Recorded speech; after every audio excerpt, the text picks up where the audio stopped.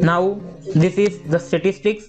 So scipy.stats is a method, is a module that you have to import here. These are the common methods that are included in this particular module. This norm.rbs. So what will this particular method will return? It will return an array of 500 elements. But the special thing about this array is their mean of all elements would be 0 and standard deviation will be 1. So when I will perform a sum of all the elements, it will be always 0 and standard deviation will be 1. So this is the special thing of this RVS array.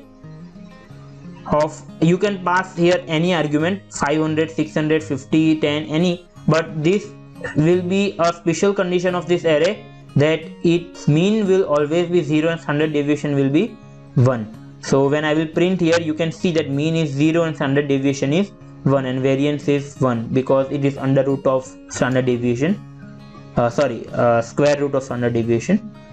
This is CDF, so continuous distribution function. When I will perform norm.cdf on my array, it will give an array, result an array which will have a CDF, that is continuous distribution function of all the elements present in my array, and this is PPF. So what is PPF? It is a reverse of CDF. So percentage point function. When I will I have to pass an argument of CDF, so I have passed 0.5 as an argument, it will return an element of array whose CDF is 0.5. So it will return 0 as an result.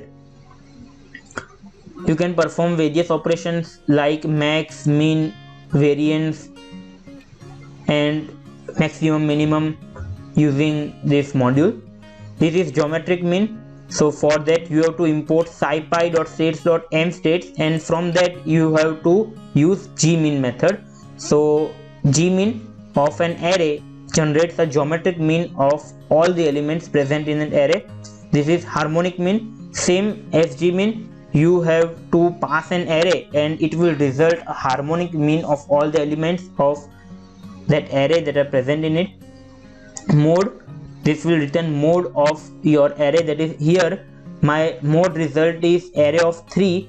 So my 3 element, that is here 3 and here 3, it is repeated twice